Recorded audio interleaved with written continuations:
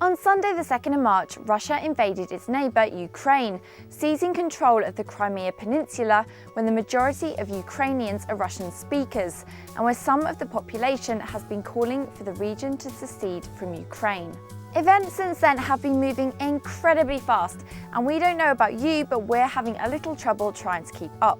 So we thought we'd give you another update on what's been going on in the past 24 hours. Today, Russia remains fully in control of Crimea and, according to Ukraine at least, has now deployed as many as 16,000 of its troops to the region. Early this morning, 2 Russian warships could be seen passing through Turkey's Bosphorus waters on their way to the Crimean port of Sevastopol, the city where Moscow has long had a naval base. According to Ukraine, Russia's Black Sea Fleet has trapped Ukrainian Navy vessels in the city, and yesterday was being reported by Russia's Interfax news agency to have given Ukrainian forces an ultimatum. Surrender by 5 a.m. local time on Tuesday, i.e. today, or face military action.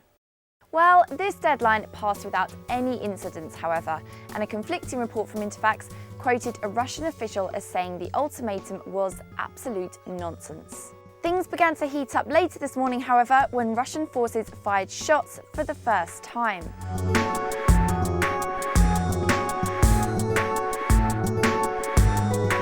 When around 200 unarmed Ukrainian soldiers began marching towards Russian forces who were guarding the Belbek military airport near to Sevastopol, the Russian forces fired warning shots in response. After a bit of a standoff, however, the Ukrainian soldiers returned to their barracks and bizarrely began a game of football.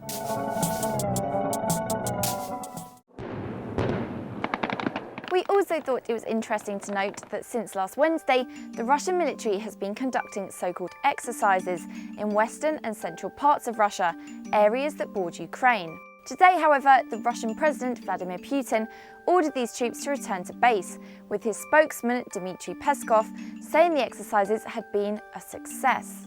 However, Russia denies that these exercises had anything to do with the situation in Crimea. So that's what's been going on the ground, but what's been going on in the war of words?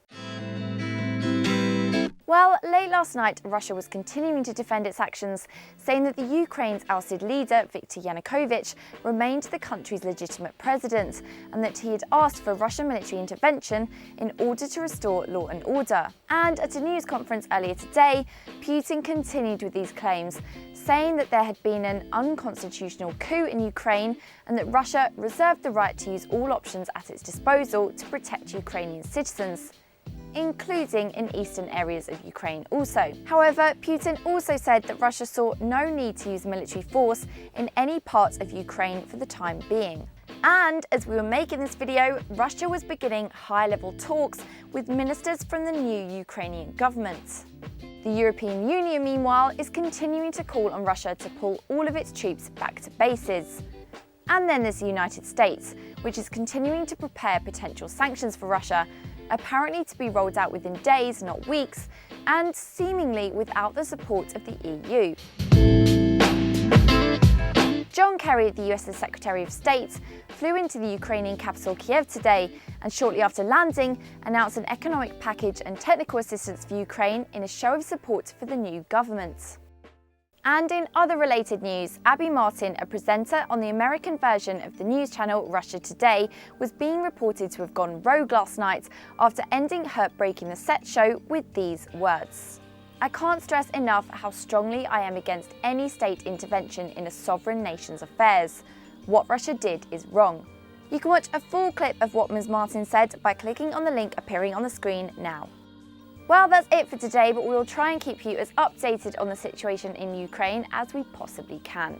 As always, let us know what you think in the comments below, and we'll see you again next time.